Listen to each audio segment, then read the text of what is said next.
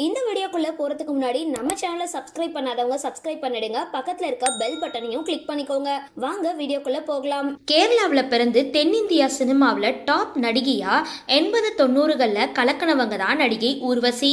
முன்னணி நடிகர்கள் கூட ஜோடி போட்டு நடிச்ச ஊர்வசி தற்பொழுது குணச்சித்திர ரோல்களில் நடிச்சிட்டு வராங்க. இயக்குனர் பாக்யராஜோட முந்தானை முடிச்சு படம் மூலமா தமிழ்ல அறிமுகமான ஊர்வசி சமீபத்துல தன்னுடைய 700வது படத்துல நடிச்சிருக்காங்க. சமீபத்துல திருமண வாழ்க்கை குறித்து அவங்க பேசினது எல்லாரோடைய கவனத்தையும் ஈர்த்திருக்கு.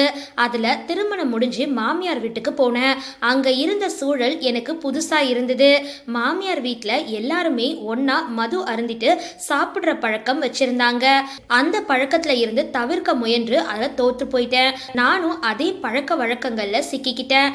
நாளடைவுல படப்பிடிப்பு முடிஞ்சு வீடு திரும்பினதும் மது குடிக்கிற பழக்கம் எனக்கு மாறி இருந்தது. அதே நேரம் வீட்டு பொறுப்பை கவனிக்க எனக்கு விருப்பம் இல்லாத பல விஷயங்களை செய்ய வேண்டியிருந்தது.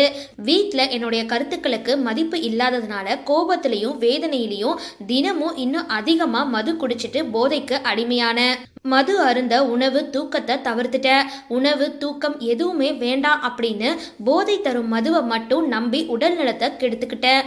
வீட்டில் கருத்து வேறுபாடுகள் அதிகரிச்சதுனால குடிப்பழக்கமும் அதிகரித்து என்னோட உடல் நலம் மோசமடைய தொடங்கி இருந்தது. சரியான தூக்கம், பசி இல்லை. என்னோட மனநிலை பாதிக்கப்பட்டிருந்தது. உடல்ல பிரச்சனை ஏற்பட என்னோட நண்பர்களும் தனிப்பட்ட ஊழியர்களும் அந்த பழக்கத்துல இருந்து மீண்டு வர உதவுனாங்க அப்படின்னு நடிகை ஊர்வசி ஓப்பனா பகிர்ந்திருக்காங்க. சமீபத்துல உள்ளெழுக்கு அப்படின்ற மலையாள படத்துல நடிச்சதுக்காக ஊர்வசிக்கு சிறந்த துணை நடிகைக்கான தேசிய விருது வழங்கப்பட்டிருந்தது அப்படின்றதும் குறிப்பிடத்தக்கது. சரி, இந்த வீடியோ பத்தின உங்களோட கருத்துக்களை கீழே கமெண்ட் பாக்ஸ்ல போஸ்ட் பண்ணுங்க. வீடியோ பிடிச்சிருந்தா லைக் பண்ணுங்க, ஷேர் பண்ணுங்க, மறக்காம டிபி காபி சேனலை சப்ஸ்கிரைப் பண்ணுங்க.